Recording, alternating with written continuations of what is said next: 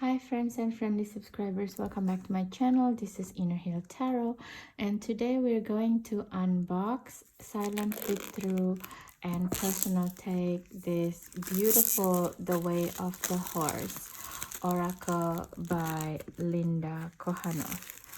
And it's very interesting for me because I don't see many deck about horse energy actually. So I saw this deck for sale or for trade in one of those social media groups, and I was late. Someone else beat me up to it, so I feel like, okay, you know what, I'm just going to buy myself a copy then. And yeah, it looks quite sleek actually. I don't know now with two new cards.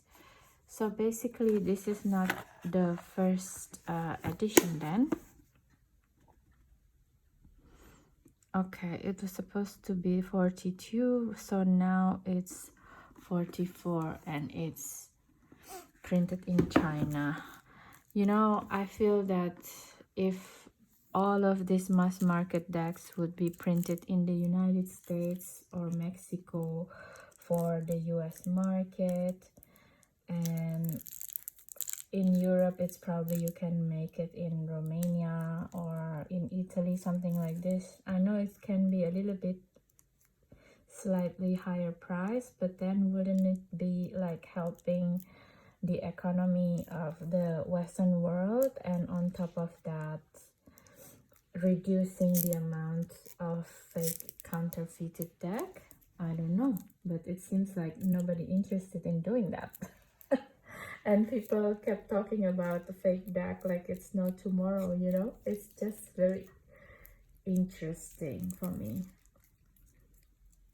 And probably a lot of people, not a lot of people, but a lot of like publishing companies, they have the production house in China already anyway, or they contracted, yeah, the whole production range there. So it's not really easy to change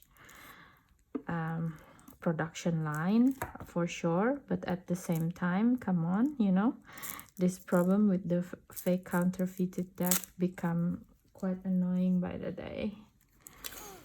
But who am I to say? I'm just a pair of hands talking in the internet, in YouTube, and doing some silent flip through, right? But I have a dream, I have a vision, right? I just put it out there. So this deck comes with like epic novel like guidebook, which is really makes me excited to work with it, because that's one of the reasons why I like to purchase real decks, because of this, you know. This type of guidebook make me enable me to learn something new about archetypes of energies from other people, because I feel that's one of the reason people justify to buy fake deck is because they don't need to buy this type of guidebook as well. They say it's wasting of space. Well, it's not waste of space, because first of all, and also the reason is they say, people would say, oh, because you just need a good intuition to be able to read tarot and oracle. Well, it's just a half truth, and it's also like a very narcissistic idea of what a tarot reading should be. Because no matter how good your intuition are, everybody, not just tarot reader, not just the client, every single person in this planet have things that called the blind spot, you know. So because we all very unique in our own way, we won't be able to see everything. Even the sun has its shadows, right? It casts shadows. So just to say that it's okay to buy fake deck as long as you have good intuition to read oracle and tarot decks. I wouldn't want to have a reading from this type of tarot reader, because it's just display of ego to me. And why, if it's only for intuition, then why people doing this type of guidebook then? because it is a new information on the archetype, right? And the publishing house see this as something that is a gap in the market. There is not, this type of point of view is not expressed yet. That's why they bankrolling this author to produce this type of guidebook. You know, there's reason for everything. So yeah, that's got me amped. But this is really nice guidebook, and I'm looking forward to read it. Linda Kohanov is an author, speaker, writing instructor, and horse trainer who specializes in equine facilitated human development program. Wow. So you see, like, this is like very interesting as well, right? The journey, the challenge, the gift. So each card will have the gift of the card, the challenge, and the journey, and the story of Linda herself. So this is a really good book. I'm looking forward to read this. Revised and expanded second edition. Hi, baby. So before anything, let's just do the silent flip through and enjoy. I hope you really enjoy this. Okay.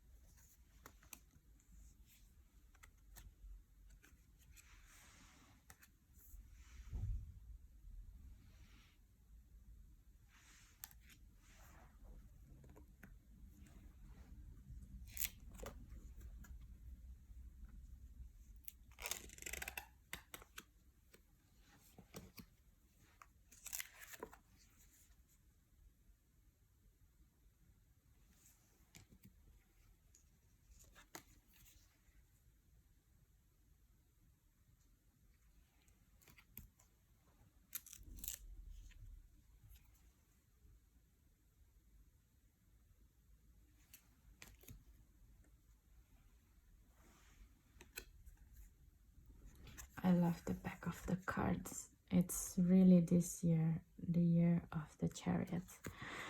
Okay guys, it says that it have an extra 2 cards, but I don't see any extra 2 cards. So it was only 40 cards before and then become 42 cards. I don't know, I have to read the guidebook for that. First of all, I forgot, I talked too much about fake decks. I forgot to see when it is published. Also, it's only published last year, 2022. I didn't see this. Maybe a lot of people didn't know about this deck. Very interesting. So, okay, let's talk about the cards in itself, and I'm probably going to do a review if I'm using a lot of this deck in recent months, in coming months, I mean. So first of all, orientation of the cards. The cards itself, it's quite thin, to be honest, and it's quite disappointing because it's also very glossy, and the color quality, I think it can be improved, in my opinion. You know, just like putting higher contrast or something in like 5%, it would be enough. Like some of the cards is already very beautiful and have enough contrast, but the orientation of the cards is kind of driving me crazy a little bit. Some of it is like portrait and some of it is like horizontal. Like, come on, what's going on here? You know, like maybe put the horizontal cards in all in one pile towards the end, and the landscape cards is like in front or the other way around. But to have this, it's kind of confusing. But I mean, to be quite honest, with the horse, I think the best orientation is landscape, because horse is an animal which really elongated, and they more expressive when you see them in a landscape way, because you can see the whole perspective of the horse. And I did some photo shoot with horses and yoga teachers before, and whenever I do like portrait space like this, it makes the horse's face even longer, you know. So I mean, that's why like some of the pictures with the landscape looks more elegant and beautiful, because it's shortened the face of the horse, and the horse expression, a lot of them are in the hoofs, the way they move their hoofs and feet, and also the tail as well, the way the gesture of the neck, also some of the high points of them express themselves, you know. So personally, I feel this orientation would have been better, but I think I'm in love with this deck, actually, despite the other things that I don't like before, because there's simply just not any deck around like this that I've seen so far. If I'm wrong, please let me know. If there's any indie deck that is better depicting horse, please do let me know, because other than unicorns, there is no real horses deck, to be quite honest. And I don't know why people are so fixated to have the horse energy as a unicorn. It's a little bit absurd, to be quite honest. I like the number 6 card here because it's depicting the lovers, which is, I think, in some of the depiction of the card does. For example, like number 7 with the lion in front of the horse, it's really the energy of the chariot that we're experiencing in 2023 right now. It's so apt. I really love this card. And also the 8, you know, the card of strength. It's, instead of taming the lion, this lady taming a black stallion horses, she's taming her own unconscious and subconscious mind, you know. She's not taming it, but she's starting to understand where her pattern of behavior coming from the subconscious. You know, it's a beautiful card. And this one is also beautiful because it's remind me of a photography book of a quite famous photographer about a horse, and she's only do like part of horses, and the color tone is like this.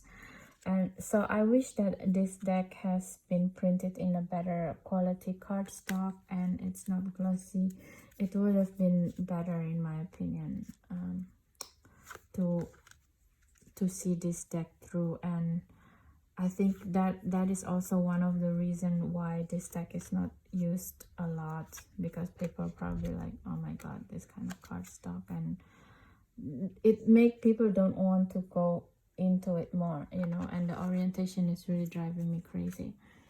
So next is this card with the rolling waves. We call it the Hawaiian or Bali barrel, you know, when the surfer is like going into this.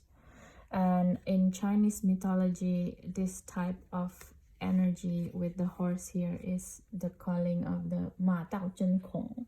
Ma Dao Zhen Kong, it's usually have like 8 horses here in the water, and it's also remind me of the energy, you know, when Frodo, this is going to the Lord of the Ring, when Frodo was like stabbed by one of those ghost kings, and the fairy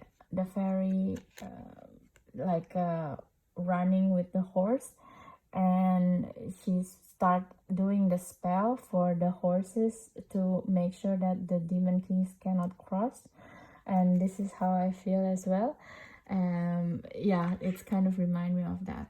But back again in the Chinese mythology, because now it's the Chinese ghost month as well, let's talk about it. Ma Dao Zhen Kong, it means that you're just relying on the sheer energy, the sheer every single cell in your body, in your water, to not determination, you know. This is the energy of sheer determination to get into your goal no matter what.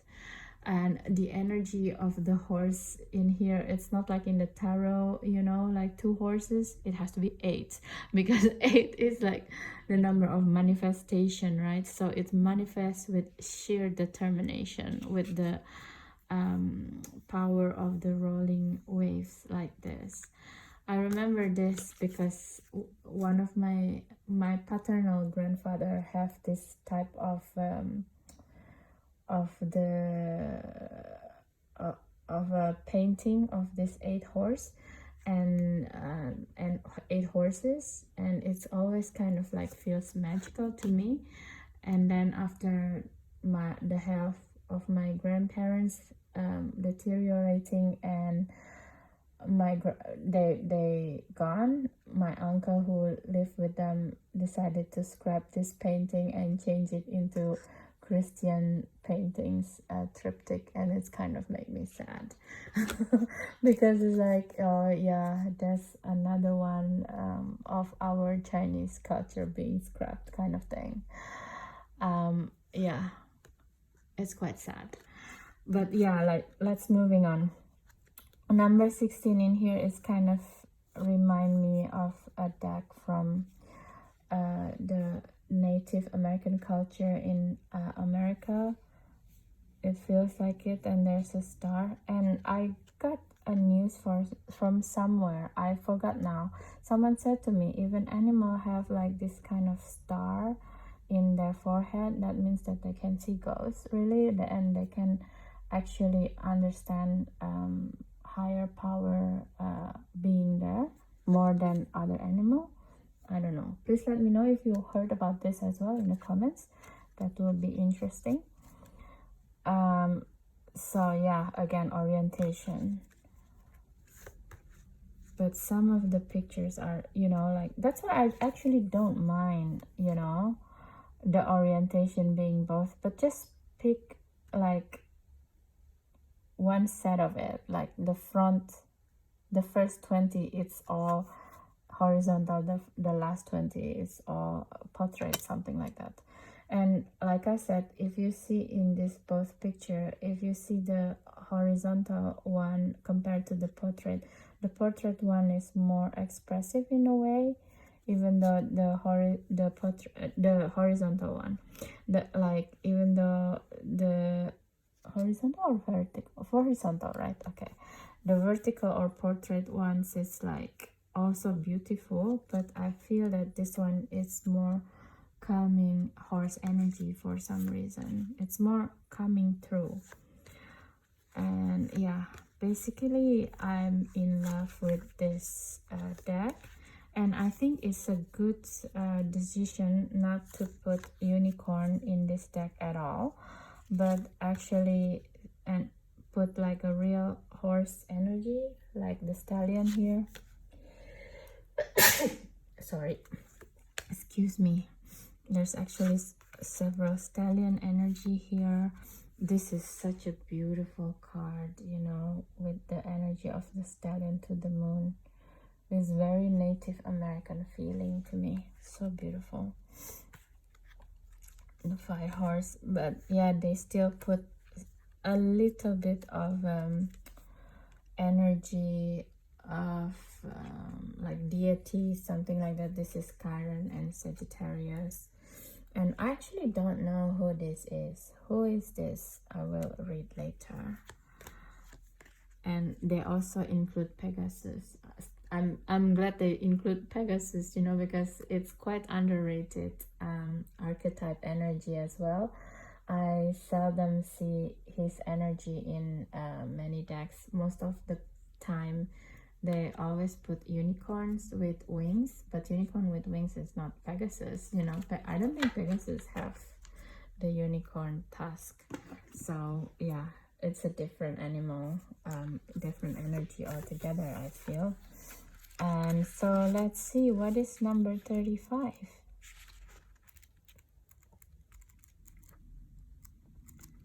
Number 35, if I can find it. Chiron. So number 34 is Chiron, it's not Sagittarius. Doing the healer, yes. So who is number 35 then? The Keeper of Mysteries, simply. Okay. Demeter. So why Demeter is depicting with the horse face? That's interesting.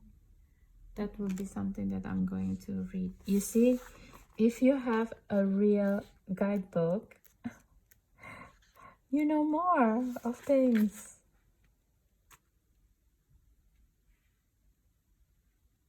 Oh, yeah, Mare-headed Demeter. Okay, I think I will leave it to next time when I do the review of this deck with other decks, you know, with unicorn decks probably. Look, I'm not dissing unicorn deck and unicorn energy at all.